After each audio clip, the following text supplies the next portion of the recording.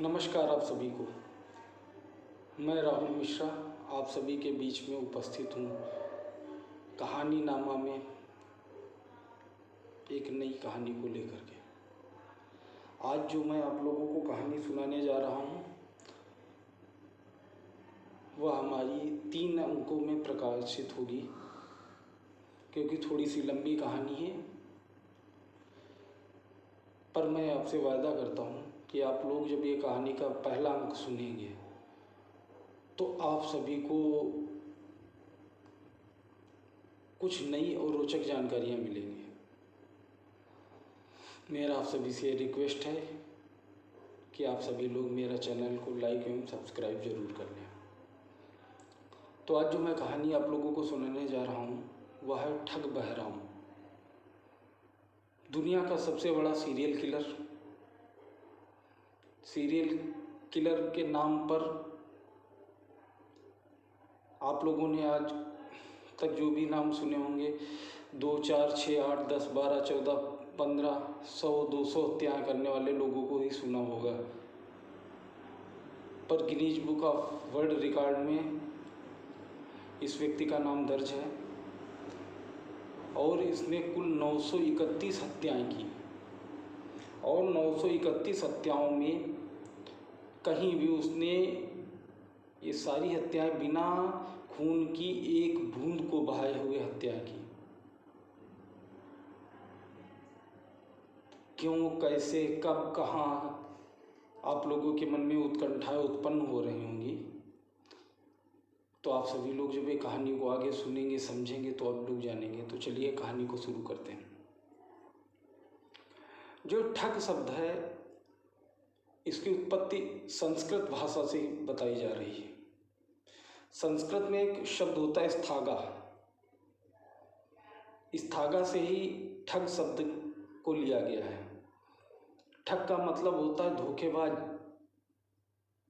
अपने फायदे के लिए सामने वाले को धोखा देना। ऑक्सफोर्ड यूनिवर्सिटी में ऑक्सफोर्ड डिक्शनरी में ठग शब्द को भारत से ही शामिल किया गया। जैसे कि ऑक्सफोर्ड डिक्शनरी में कुछ शब्द हैं जैसे पजामा, पक्का,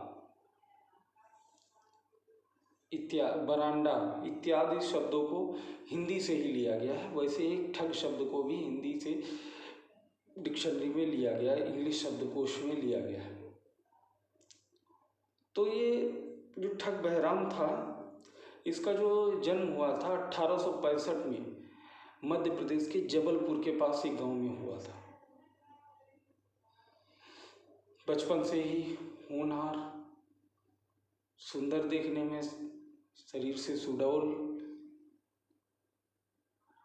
यह सब होने के साथ साथ में और दिमाग से भी बहुत तेज था। जब वह धीरे धीरे थोड़ा बड़ा हुआ, उम्र लगभग 22-23 साल के आसपास में हुई, तब वह एक बार अपने घर से जा रहा था पड़ोस के गांव में ही। तो उसको एक रास्ते में इंसान मिला, उसका नाम था आमिर अली अलियास फिरंगी। आप सभी लोग इस नाम को याद कर लीजिएगा क्योंकि ये कहानी में कई जगहों पर महत्वपूर्ण स्थानों पर यह नाम आएगा। तो आमिर अली इलियास फिरंगी ने इस इंसान को रोका, पूछा कि आपका नाम क्या है। तो उसने बताया बहराम मेरा नाम है। कल गए तुम्हारा क्या नाम है? उसने कहा आमिर अली इलियास फिरंगी। कल क्या करते हो? कल मैं जो करता हूँ तुम मेरे साथ में चलो, मैं तुम्हें सिखाता हूँ चल करके। यहाँ से मैं आमिर अली इलियास फिरंगी का पूरा नाम न लेकर के अब आगे केवल फिरंगी ही कहूँगा। तो आप लोग कंफ्यूज मत होना कि यह एक अंग्रेज है। फिरंगी उसका दोस्त था। फिरंगी उसे लेकर के जंगल में एक जगह पर जाता है जहाँ पर कि वहाँ के उसके ठगों के सरदार पहले से ही उपस्थित थे। उनकी पूरे साथी लोग, पूरी गैंग एक जगह पर इकट्ठी थी। फिरंगी लेकर के बहराम को पहुँचता है, बताता है कि इसे हम अपने समूह में शामिल करना चाहते हैं। बहुत तेज दिमाग का है, अच्छा है, ताकतवर है लड़का, तो उसको शामिल किया गया। ठगों के कुछ एक नियम होते हैं। सबसे पहले तो बता दूं कि जो ठग लोग होते हैं, मैंने कई पुस्तकें केवल बहराम के बारे में ही पढ़ा है। बचपन से मुझे किताबें पढ़ने का बहुत शौक है, तो मैंने 3 पुस्तकें बहराम के बारे में पढ़ी। उसमें तो 2 इंग्लिश में थी, एक हिंदी में मिली थी। पूरी कहानियों का जो तीनों किताबों का कंक्लूजन है फाइनल, वो आप लोगों के सामने मैं प्रस्तुत कर रहा हूँ। वैसे तो कहानी बहुत लंबी हो जाएगी, पर शॉर्ट में ही सुनाता जाऊँगा। महत्वपूर्ण बातों को आप लोगों को सुनाऊँगा। ठग शब्द 1351 ईस्वी से इतिहास में दर्ज है। जब भारत की गद्दी पर फिरोज शाह तुगलक थे, तब के रॉयल दस्तावेज हैं जो, उनमें ठगों का वर्णन किया गया है।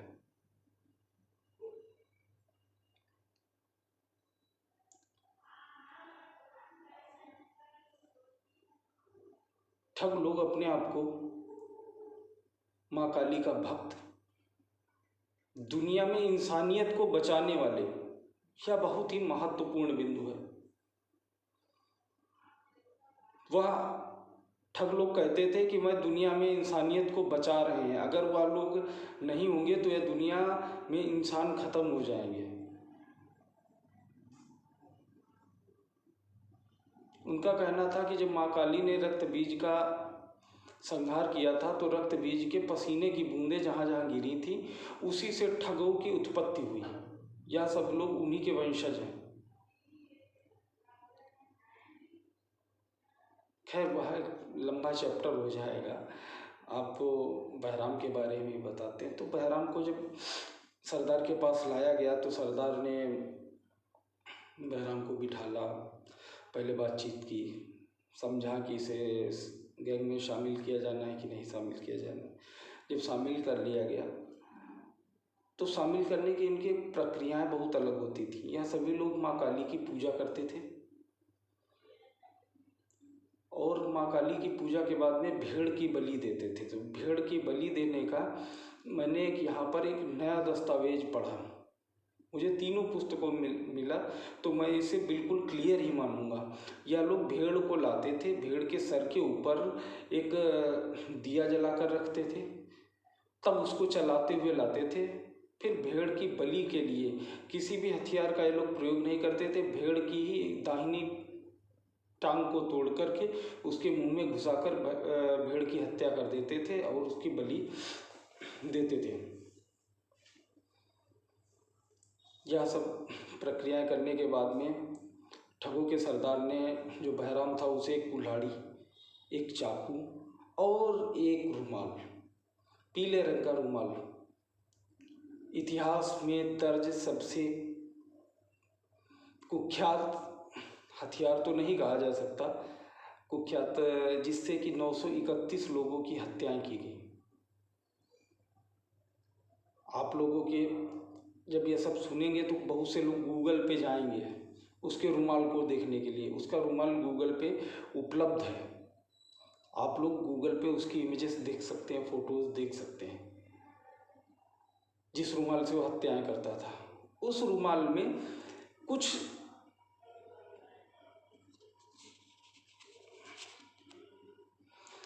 लोगों का कहना है कि सिक्का था, पर मैंने उसका बहुत ही विस्तृत वर्णन करके निकाला है कि वह कोई सिक्का नहीं था, वह एक मेडल था, जो उसके सरदार ने किसी अंग्रेज ऑफिसर की हत्या करके लूटा था। वह मेडल उसने बहराम को दे दिया, तो बहराम ने उसको रुमाल में बीच में सिलवा दिया। और वह मेडल था एक इटली के बहुत ही मशहूर पेंटर हुए हैं, एंटोनियो गेनोवा,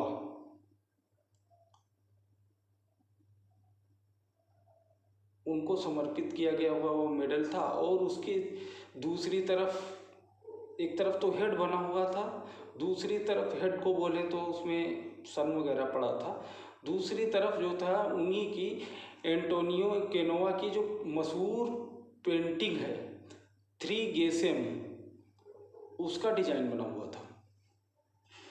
तो बहराम ने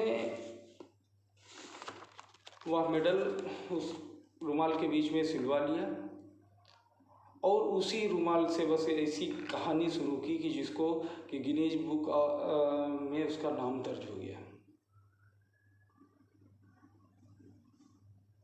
उसको ठगी के कुछ नियम बताया गया। या सभी लोग ठगी से पहले और बाद में शगुन अपशगुन का बहुत ही ज़्यादा विचार करते थे। जैसे कि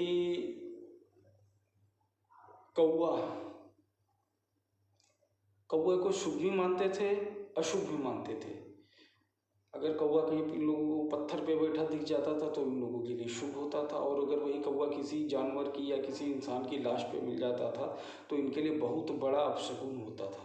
यह लोग फिर ठगी पर नहीं जाते थे। वैसे ही छिपकली की नंगों पर गिर रही है, तीतर इन लोगों के लिए बहुत शुभ था। और जो अशुभ चीज़ें ये लोग मानते थे, बड़ा खरगोश है, लाश पर बैठा हुआ कौवा है, सड़क पार करता हुआ सांप है, इन सब चीज़ों को सभी लोग बहुत ही ज़्यादा अपशगुन मानते थे। 18वीं सदी जब समाप्त हो रही थी और मुगल साम्राज्य धीरे धीरे ख़त्म हो रहा था और भारत में अंग्रेज़ों की जड़ें मजबूत होती जा रही थी, जिसमें कि ईस्ट इंडिया कंपनी अपने पैर पसार रही थी, इसी में दिल्ली से जबलपुर और ग्वालियर के बीच में ठग बहराम के गैंग का कहर बरपना शुरू हुआ। सबसे पहले तो इसने शिकार बनाना शुरू किया। जो भी ईस्ट इंडिया कंपनी के कर्मचारी लोग इधर से उधर या छुट्टी पर अपने घर आ जा रहे होते थे, उनकी हत्याएं करके लूटपाट कर लेता था। और इसकी हत्याएं करने का जो तरीका था बहुत ही अलग था। यह रुमाल से गला घोंटकर हत्या कर देता था बिना एक बूंद खून को बहाए हुए, और इसका गैंग तुरंत ही वहाँ के कुएं, बावड़ी या गड्ढा खोद के लाशों को दफना देते थे। जहाँ पर इन लोग लाशों को दफनाते थे उसे तपोनी बोलते थे। कब्र को तपोनी, मतलब एक साथ में कई लाशों को जिसमें डालते थे उसको तपोनी बोलते थे। और फिर ये सब करने के बाद उस पर बैठकर ये लोग गुड़ खाया करते हैं। तो इससे आप लोग इनकी विकृत मानसिकता को जान सकते हैं कि ये लोग कितने विकृत थे, विभत्स थे। बहराम के द्वारा की हुई हत्याओं में अंग्रेज अफसर, नवविवाहिताएं, छोटे छोटे बच्चे, इंसान, मतलब ये पूरे के पूरे काफिले जो चलते थे उन्हीं को मार डालता था। कराची, लाहौर, मंदसौर, मारवाड़, काठियावाड़, मुर्शिदाबाद के जो व्यापारी थे पहले पूरे पूरे अपने काफिले के साथ में चलते थे। उन पूरे काफिलों को लूट कर और हत्याएं कर लाशों को गायब कर देता था। जब यह बात धीरे धीरे आगे वो बढ़ी, तब फिर 1809 ईस्वी में ईस्ट इंडिया कंपनी ने इंग्लैंड से बुलाकर विलियम स्लीमैन को बुला करके इसको पकड़ने की जिम्मेदारी दी और ठग एंड डकैती डिपार्टमेंट बनाया और उसका हेड विलियम स्लीमैन को बना दिया गया, जिसमें विलियम स्लीमैन का काम था कि ठगों को पकड़ना, ठग हों, डकैत हों या बहराम टाइप के जो भी लोग हैं।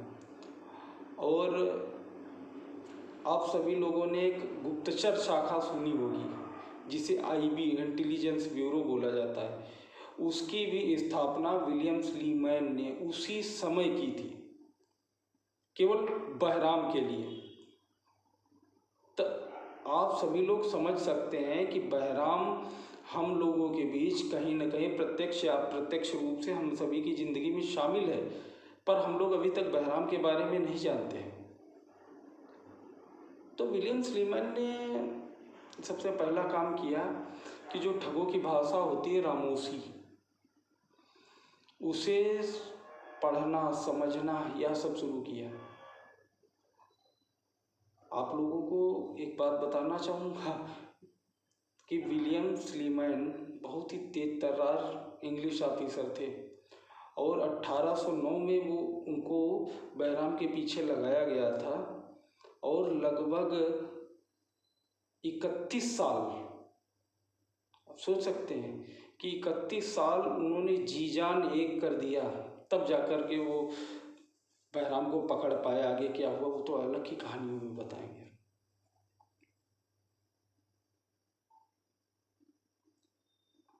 हुआ ये, चलिए और घटनाएं बताता हूँ। शाम का वक्त हो रहा था। कुछ लोग एक विवाह कार्यक्रम में शामिल होने के लिए एक गांव से दूसरे गांव की ओर जा रहे थे। तो बैलगाड़ी पर उनका सामान, औरतें, यह सब था। साथ में युवा लोग हाथों में लाठी और चाकू लेकर के हर बैलगाड़ी के आगे पीछे चल रहे थे। लगभग के वो लोग 27 लोगों का काफिला जा रहा था। शाम हो रही थी धीरे धीरे। जो उस काफिले का नेतृत्व कर रहे थे वह बार बार सूरज की तरफ देखकर ये चाह रहे थे कि जल्द से जल्द हम दूसरे गांव में पहुंच जाएं, जहां पर रुक जाएं, क्योंकि हम लोग बहराम के क्षेत्र में हैं और कुछ हम लोगों को सूचनाएं भी मिली कि बहराम इधर ही है। पर विवाह जैसा महत्वपूर्ण कार्यक्रम हम लोग नहीं छोड़ सकते हैं, इसीलिए इतनी सुरक्षा व्यवस्था के साथ वह जा रहे थे। वह एक गांव के मुखिया ही थे। रास्ते में वो देखते हैं कि एक व्यक्ति घायल अवस्था में पेट के बल पड़ा हुआ है। वो अपने हाथ से अपने पूरे काफिले को रुकने का इशारा करते हैं। काफिला रुक जाता है। वह जब उसके पास जाते हैं तो देखते हैं एक व्यक्ति बहुत ही ज़्यादा घायल अवस्था में पड़ा हुआ है। उसके सिर से खून बह रहा है, जगह जगह चोट के निशान हैं। तब वह उससे पूछते हैं, भाई क्या हुआ आपके साथ में? तब वो ऐसा नाम बताता है कि जिससे कि लोगों के सिरहन पैदा हो जाती है। वह कहता है बहराम ने मेरा ये हालत किया है और बहराम मेरा पैसा लूट ले गया और मेरी बीवी को भी लूट ले गया। लोग रुकते हैं, उसको जो भी उन लोगों के पास पानी नाश्ता वगैरह था ये सब करवाया। कहा ठीक है, आप थोड़ा सा धैर्य रखें, हम आपको पड़ोस के गांव में ले चलेंगे, वहाँ वैद्य जी के पास में छोड़ देंगे। जब थोड़ी देर हो जाता है, इसी बीच उस दल में शामिल एक युवक पूछता है कि भाई आपका नाम क्या है? तब वह कहता मेरा नाम सुखराम है। कहता भाई मैं एक चीज़ जानना चाहता हूँ कि बहराम के बारे में तो यह है कि वह जिसने मतलब बहराम को देख लिया, बहराम उसे जिंदा ही नहीं छोड़ता, आपको जिंदा कैसे उसने छोड़ दिया? तब वो कुटिल मुस्कान के साथ कहता है कि बहराम अपने आप को नहीं मार सकता। अरे लोगों के होश फाख्ता हो गए कि बहराम ने उन सभी का समय खर्च कराने के लिए यह साजिश रची। और उसके बाद में वो तुरंत अपने मुंह से एक सियार की आवाज़ निकालता है और उसके दल के और सारे लोग आ जाते हैं। लगभग 20 मिनट में जो पूरा यह समूह था, इन सभी की वो गला घोटकर हत्या कर देता है। हत्या करने के बाद जो भी उनका सामान था वो लूट लेता है और इनके साथी लोग गड्ढे खोदते हैं। एक दूसरे के ऊपर कई लाशों को डाल करके गड्ढों को बंद कर दिया जाता है। इसको लाशों को डालने का तरीका अलग था। यह जितनी भी लाशें उस कब्र में या उनकी भाषा में जिसे तपोनी बोलते हैं, तपोनी में डालते थे, सारी लाशों के पैर तोड़ देता था। सारी लाशों के पैर तोड़कर घुमाकर उनके मुंह की तरफ कर देता था। तो समझ सकते हैं आप उसकी निर्दयता के बारे में, समझ सकते हैं कितना निर्दयी था। खैर, आज के लिए बस इतना ही। बाकी आपको अगले अंक में बहुत जल्दी मिलूँगा, तब आपको बहराम के बारे में कुछ और रोचक जानकारी, कहानी आप लोगों से शेयर करूँगा। फिर से मेरा आप सभी से एक रिक्वेस्ट रहेगा कि आप सभी लोग प्लीज़ इस चैनल को लाइक सब्सक्राइब ज़रूर कर लें, क्योंकि मैं यह चाहता हूँ कि जो हमने मेहनत की है वह ज़्यादा से ज़्यादा लोगों के बीच में पहुँच सके। आप लोगों को मेरे इसी चैनल पर देश और दुनिया की बेहतरीन खबरें मिलेंगी। अभी नहीं, वो आगे हम लॉन्च करेंगे।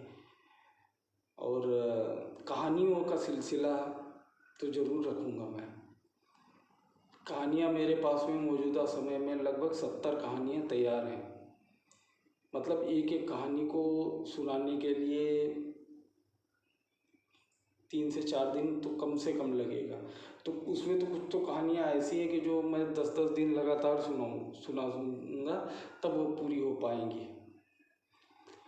आप लोगों को कुछ सुधार की आवश्यकता लग रही हो तो प्लीज़ कमेंट करें, हम सुधार करेंगे।